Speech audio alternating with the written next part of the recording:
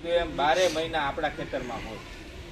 એને અનુકૂળ વાતાવરણ મળે પછી જમીનમાંથી બહાર આવે અને સેઢાપાડાના જે કંઈ ઝાડવા હોય, લીમડો બોવડી પછી જે કંઈ ખરગવો, આ બધાના પાંદડા એ ખાવા જાય. જ્યારે પહેલો વરસાદ થાય જમીનમાં પાણી ઉતરે, ભેજ ઉતરે એટલે એને ખબર પડે કે આપણું અનુકૂળ વાતાવરણ આવી ગયું, હવે આપણો ખોરાક આપણને મળશે. કારણ કે મુંડાની ઈયળ છે એ મગફળીના તંતુ મૂળ ખાય, એના જે